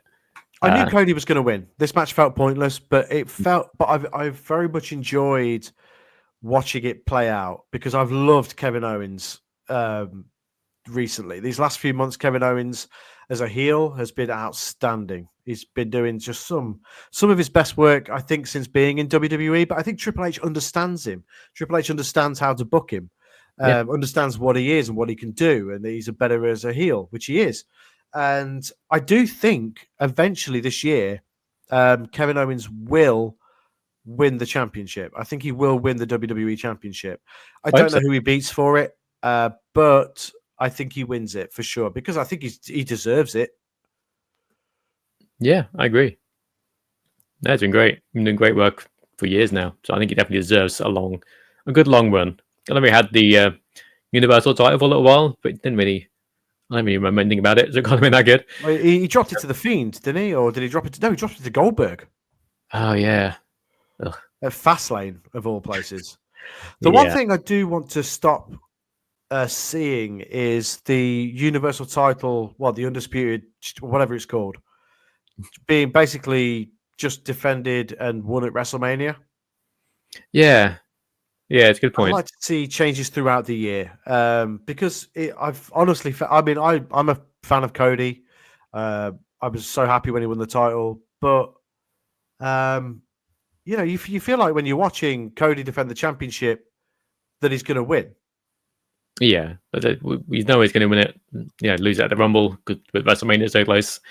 Yeah, but you don't know what's going to happen going into WrestleMania with him because you would expect that the winner of this year's Royal Rumble, which we'll talk about in a minute, will pick the Raw champion, which, from a storyline perspective, makes the most sense. Yeah. So I don't know where WrestleMania is going. It could go. It's kind of a good thing though. You can see you go. It's not obvious like last year. It's like okay, it's obviously going to be Cody versus Roman. Yeah, but this year it's like it could be Cody versus whoever. It could be Cody versus Jay. It could be Cody versus whoever. Who knows? The Rock. I mean, it's the winner of the Elimination Chamber, isn't it? Yeah, I guess so. Punk probably. We'll talk about that in a minute. Yeah. The Men's Royal Rumble. Also very cool. We had Penta and Rey Mysterio kicking it off, which is cool to see. Penta's feet definitely didn't touch the floor. No, of course not. It's one foot. It's 1 foot. Yeah. What have you made of Penta so far in WWE? Really good so far. Had some great matches. His first match against Chad Gable was fantastic, excellent. Yeah. And he had a match with Pete Dunne. Again, great stuff.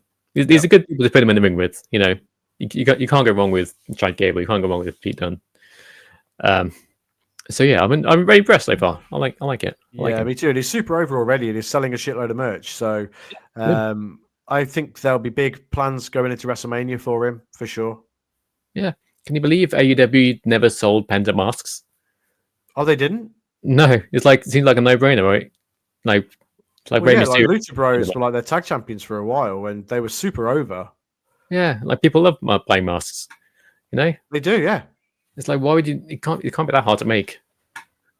Well, it isn't because it's clearly WWE did it, straight away. So yeah, AEW are very bad at merch. It's like there was, I don't know. Remember they used to just sell shitloads of T-shirts for everything. Yeah, just I don't know. I'm not trying to shit on AEW, by the way. I'm just saying. I saw that fact on the internet. Like, how did they never sell masks for Penta or Ray Phoenix? Like, come on. It's a no-brainer. Anyway. Yeah, bizarre. But yeah, it was cool to see Penta and Ray sort of square off in the ring. I enjoyed that a lot. Yeah, that's very cool. A very cool moment. Agreed. I could see there being a WrestleMania match, maybe Penta vs Ray. I have my theory on where Penta lands at WrestleMania. Yeah. Okay. Quite excited. Mm-hmm. Joe Hendry, TNA champion with his belt, turn up, which is awesome. Yep. Very surreal to see Hendry on WWE TV in the Rumble. Just a couple of years back, I was sat on commentary while Joe Hendry had a match with Joseph Connors in a leisure centre hall in Nottingham. Wow. It's come a long way. Yes. Cool. Yeah, I was a big fan of Joe Hendry. He's started seeing YouTube videos of him on the Scottish promotion. What's it called? ICW? ICW, yeah. He's ICW, yeah, okay. But yeah, he's had some awesome musical entrances, things like that. Yeah. And he was on WCBW as well. So I've watched him for a good long while. And now to see him in, on the biggest stage of all is it's cool. It's heartwarming. And it's he's a good guy. He's done it. He's made it. You can make it. You can get there. That's the thing. If you work hard and you get yourself over, which he has done, then you get that attention. You can make it there, man. He really can. Yeah. Yeah. Great stuff. And also surreal just having him have the TNA belt as well. It's still crazy. I like this partnership that WWE and TNA have got going on. I think that's cool. It's very, very cool. What else do we have? AJ Styles came back. He's returned. And his music returned as well. Yeah, his whole theme came back. Yay. Good. Its new music was bloody terrible. It was absolutely shocking. You don't want no. But I'm glad his music came back with him. And there was a point in there when I thought he was injured again. But really? He's all right, and it's going to be on Raw next week, so it's all good. Okay, good. That was awesome. Obviously, Cena was there. It looked like he was going to win. Everyone thought he was going to win, but he didn't because Jimmy and or Jay won. Jimmy and or Jay Uso won the Royal Rumble. Yeah, they were on the outside. Cena went to AAJ. That rhymed. And then Jay slipped out of it, pushed him off the apron, and won. Didn't see that coming. Nope. Not at all. I was convinced that CM Punk was going to win just because of the build up to the Royal Rumble, where it's so many people are gunning after Punk. Punk's going to overcome the odds, overcome these people that can't stand him, and win the Royal Rumble, go on and get his WrestleMania main event. But instead of that, absolute curveball with Jey Uso winning. And I'm not mad at it at all. And there's a lot of bitching and crying and complaining on the internet the day after the same night and the day after, because obviously. But then if you think about it, and I've said this to Kay, right? You think about it logically, and you think about the matches that Jay had over the last year and a half, 2 years. I mean, and the way he's gotten himself over, to me, he absolutely deserves it. Sure. Yeah. I mean, it's clearly extremely over with the fans. Just some Raw this week. I think he's entered twice because people still wanted it. So it went again. That promo that he delivered was delivered you could tell that was real, raw emotion as well. And you just look at it and you're like, yeah, you know what? This guy at the minute is probably the most over guy in all of pro wrestling. Full stop. Yeah, easily. And I'm excited to see him take the title from Gunther at WrestleMania, and the entrance is going to be awesome. The celebration is going to be awesome. This isn't just a Kofi Mania situation. This is this is earned, whereas the Kofi Mania thing was very sort of fan generated, and Kofi's title run was incredibly underwhelming. It just was. But I think Jay has really built himself up from tag team wrestler to singles wrestler, and the stuff that he did, with the bloodline and the matches he had with Reigns, he's been super consistent. And I'm not mad at it at all. I think it's good. Yeah, no, I don't hate it. Gunther. He's had this feud with Gunther for a little while now. People are saying, "Oh, he's already had matches with Gunther," but yeah, the story still makes sense because he wasn't able to get it done. He has proven to be, um, what's the word I'm trying to think of? Well, Gunther's been dominant over him, hasn't he? And like the promo that they had on Raw, where Gunther was like, "If we do this again, I will make you suffer. I will make your life miserable." And already that is such an intriguing storyline to see what Gunther, because Gunther's he's been unbelievable ever since he came up to main roster from NXT. It's been so good. I mean, poor Walter, but he's been so good, and he will continue to be good as well. And I am very excited to see what's going on, what's going to happen. Yeah, me too. That's good. Yeah, fair play to Jay. He deserves it. Yeah. Cool. So yeah, that was the Royal Rumble. Drew McIntyre had a fit backstage apparently because they cocked up the spot where he got eliminated and took some of the shine off it, and apparently he wasn't very happy. And he wasn't actually on Raw this week, was he? I don't think. I don't think so. But yeah, apparently LA Knight was late doing his spot with Logan Paul and got in the way of Drew McIntyre doing the spot with whoever that was with. Judgment Day guy. What was his name? Damien Priest. Damien Priest. Thank you. Yeah, because he Judgment Day guy. Yeah, because he eliminated Drew. About it's going to be their storyline going forwards because Damien Priest cost Drew McIntyre his title. Well, that's a long time ago. At WrestleMania last year. It's like a year-long thing, which I think is actually really cool that they're going to do that. People will see it as a nothing match, but this is the thing, right? And it does my head in because not everything has to be for a championship. Them two can go back and forth on the mic and have a very good program in the build-up to WrestleMania. Yeah. Because you would imagine that both of them will be in the Elimination Chamber. Probably. One eliminates the other. Likely that Drew eliminates Priest. And then between Elimination Chamber and WrestleMania, they can have the big every week just kicking the crap out of each other and really build it to some sort of blood feud that culminates at WrestleMania. But it can be done and done right. Everything just has to be a nothing throwaway match. Otherwise, everybody would be in fucking title matches, and it'd be, you'd have 15-man gauntlets for the world title. Yeah, very true. Well, also, ISO Speed was there. He got killed by Bron Breakker. He did get killed, and I tell you what, when WWE released the numbers for that moment, like it's done over 300 million views across all the social media platforms. Yeah. You can see why people like ISO Speed are on WWE, why Kai Cenat are on WWE. You can see why these things are happening, and I get it completely because these people are popular. I used to think Speed was a really annoying little prick, and sometimes I still do. But actually, he does some cool stuff as well. Not that I'm putting him over because I'm not, but he's not as bad as he was when he first started. Yeah, I'm the same. He's not someone I'd ever watch because I do find he's very annoying. But he seems like a decent enough guy. He seems to be a big fan of wrestling, so. And WWE seemed to be a big fan of him as well, and he took that spear like an absolute champ because the whiplash effect that it looked like he took when Bron Breakker plowed through him, it looked brutal. But fair play to him. There's like a thing on YouTube, like a backstage thing. They had Speed coming out like a neck brace and like a crutch. He's like limping down.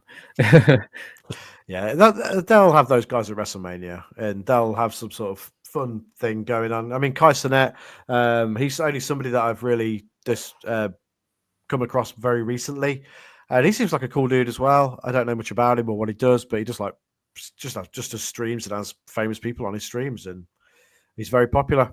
And WWE have got these people on their product, and that's only going to get more eyes to WWE. Whereas AEW have got them Costco douchebags who just say boom all the time, and I don't know who that's for. But look, again, I'm not going to be that. I'm not going to shit on AEW do what you got to do. But the Costco guys ain't it. Nah, I can't stand those guys. I didn't know who they were when they first went on AEW. So I looked them up and I was like, really? Yeah, I know, right? It's crazy. I just don't get it. Yeah. Great. That's your thing, is it? Saying boom. Yeah. They already have somebody who says that. Yeah, exactly. He's injured all the fucking time, but he's there. Yeah. Why is he named after cigarette papers? I don't understand. Rizzler. No, the Riz. I think it's. I don't know what it actually means, but that's always funny. To be honest, that's amazing, and that's what he's named after, 100%. Yeah, that's actually what it is. What else could it be? That is amazing. But yeah, Usher Speed got killed anyway. Yeah, rest in peace. Right, so Monday Night Raw. That was yesterday. Day before yesterday. Yes, it was. And it was pretty good. Yeah, I mean, I thought Punk and Sami Zayn had a really good match for the Elimination Chamber qualifying. Makes sense for Punk to win. Sami might get a second chance opportunity. I know that they do that sometimes. But Kevin Owens, saying that, Kevin Owens came in and murdered him with the package pile driver, so who knows? Yeah, oh no, I really like that match. Great Punk match. I've seen Punk as a heel as well. It was pretty cool. Even though he's not actually a heel, but he was the best thing as a heel. Which I do sometimes when it's face versus face. That's how good CM Punk is. He can adapt to the situation and still make it very much work. And he still got the big pop when he won. So that's how smart of a worker CM Punk is. And Sami is so great, by the way. And I'd be very interested. I know we've seen it a million times at this point, but I would be very interested to see a Triple H booked Kevin Owens versus Sami Zayn feud going into WrestleMania. Yeah, me too. That'd be awesome. No, I'd say this makes perfect sense. They're going to guarantee whatever they do, they're going to put on a good match. They've known each other for so long.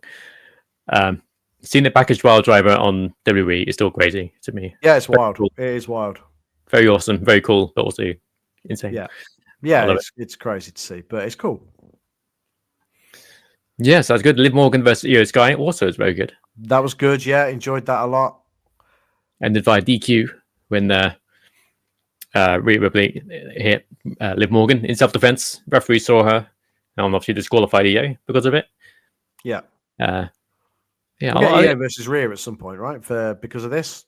Oh yeah, for sure. I'm not usually a fan of like these dodgy sort of DQ endings, but this kind of worked quite well, I thought. Yeah. Plus, they had a really good match. They had a really good match. And the ending, I wasn't mad at the ending because it actually sort of made sense based on the stuff that happened backstage. So when it makes sense, I'm not, I have no issue with it. But yeah, it made sense in this instance. So yeah, that was good. And so Liv's in the Elimination Chamber. Cool. We also had the New Day versus Rey Mysterio and Dragon Lee. Their first match as heels as a tag team. New music too. New music, yeah, good, finally. And it's okay. It's decent. It's fine. Sure. It's fine. It serves a purpose. Yeah, exactly. It suits the new team. Makes sense. Yeah. It was an okay match. Rey Mysterio and Dragon Lee got most of the offense in, but then New Day won after an interference from Logan Paul. Yeah. I do hope the New Day keeps winning going forwards. I feel like they need to look strong with their new heel turn. Their new personas. Yeah, I feel like they've lost a lot recently. But the win for New Day here made sense, and the interference from Logan Paul, again, this was something that made sense because it's Logan Paul versus Rey Mysterio next week in the Elimination Chamber qualifier, and I would imagine that it will be Logan Paul that wins. Yeah, I'll be. And I'm okay with it. I think Logan Paul is a good wrestler. He's a dickhead, and people don't like him, and that's fine. But I think he's a good wrestler, and he doesn't look out of place in WWE. So, yeah, we'll do some flippy stuff in the chamber. He'll come off the chamber or something. It'll look cool. Yeah, he won't win it. No, he's not going to win. No. Nah. We also had Penta versus Ludwig Kaiser with an interruption from Pete Dunne, which is cool. That's for you to carry on. Good match, yeah. I thought, I like Ludwig Kaiser anyway. I think he's good. Yeah. But Penta's I'm a big fan of Penta at the minute. I think he's just he looks really great. I liked him anyway. I've been a big fan of him for years. You won't remember this, but we actually met him in Coventry. Oh yeah, yeah, we did. Me and you. You awesome. were there. Cool. Was that Ludwig? You mean? No, Penta. Oh, Red Penta. Wow. I don't remember that at all. Yeah, I didn't think you would, but we did. Yeah. Yeah. He and his brother both wrestled that night. Cool. Was that like a WCPW thing? Or? Yeah, it was WCPW. Yeah. Yeah. Well, that's just gone complete out of my head. Yeah. Thanks. So we met Penta that night because they was sort of wandering around by the merch at the end of the show. Awesome.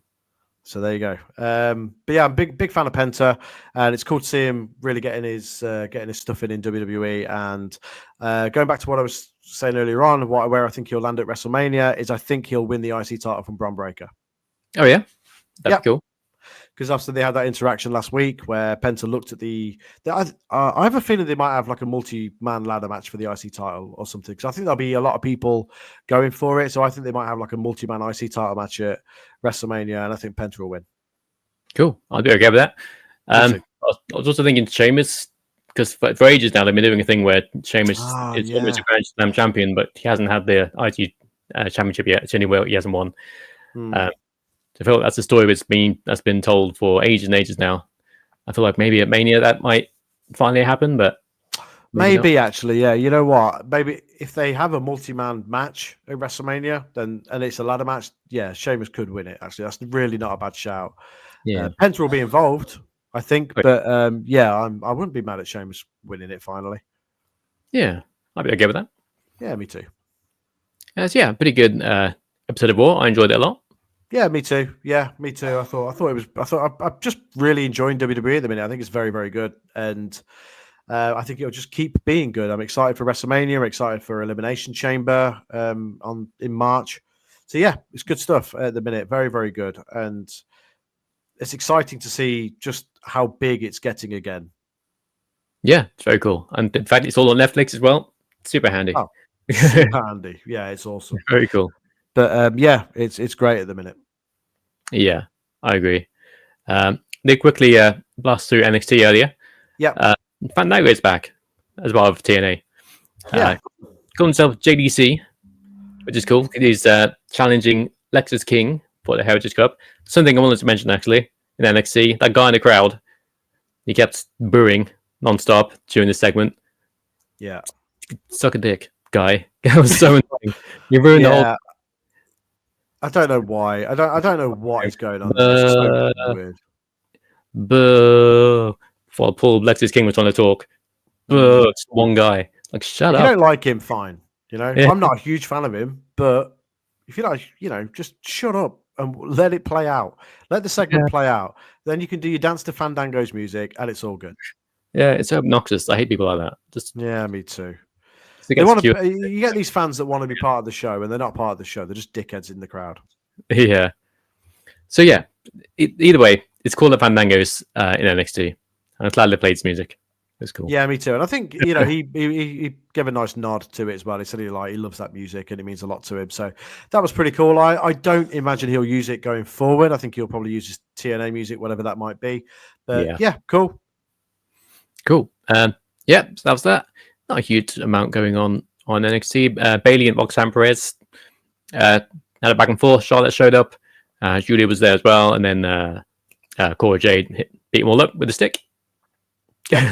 So it looks like Cora Jade's probably going to be entered into that match as well for the title. Make it fatal 4-way. Yeah, that'd be cool. Fine with it. Yeah, that'd be pretty cool. Yeah, very cool.